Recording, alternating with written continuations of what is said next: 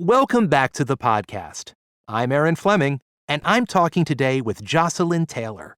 Our goal today is to make you think about the human brain. That's right, Aaron. More specifically, we're talking about the effects of exercise on the brain. Great. Let's get started. I'm guessing you're going to tell us that exercise is good for the brain. Yes, there's really no surprise there, I suppose. Exercise, anything that makes your heart beat faster, is not only good for your body, but good for your brain as well. I've heard exercise can put us in a better mood, make us feel better mentally and emotionally. That's true. And scientists learned recently that exercise makes you smarter as well. I know a lot of people who are going to be happy to hear that. All of my friends who are out there jogging or playing tennis every day. They're doing the right thing. That's because for some time after you've exercised, your body produces a chemical that actually makes it easier for your brain to learn.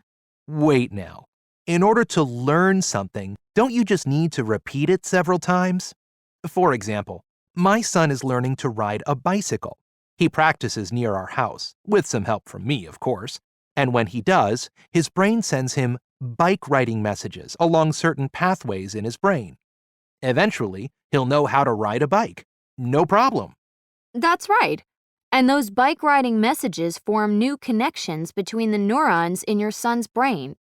In fact, the structure of our brain actually changes every time we learn something new. So let's get back to exercise. I know my mood is better after I exercise, but I'm not sure it's making me any smarter. Let me explain. You probably know that your brain generates some electricity. Right, and electrical signals are moving inside the brain. That's what makes it possible for us to move or think or have conversations like this one. Exactly. But it's a little more complex than that. Those signals in the brain are part electricity and part chemistry. Whenever you have a thought or perform any kind of action, it's because tiny chemical and electrical signals are moving at high speeds inside your brain. It's as if you have billions of tiny neuron highways inside your head. Okay, I think I understand the function of the neurons. They're like wires inside an electrical device. They carry the messages around the brain and between the brain and the rest of the body. But the brain is not an electrical device. No, it's not. A lot of the brain's functions have to do with chemicals. And what's the chemical that's produced when we exercise?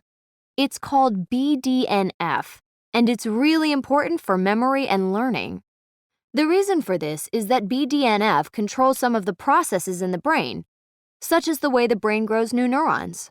So, if this chemical affects memory and learning, I can see why you said it makes us smarter. And is exercise the only way to get it? I mean, can't you just buy it at the store or something? No, sorry, Aaron. BDNF is only made in the brain, and it's the result of regular exercise. And you need to exercise several times a week. Well then, I guess I'd better keep exercising. I want to keep my brain fit as well as my body. I'm with you on that. My thanks to Jocelyn Taylor for being with me today. I've enjoyed speaking with you. My pleasure, Aaron. Thanks for having me.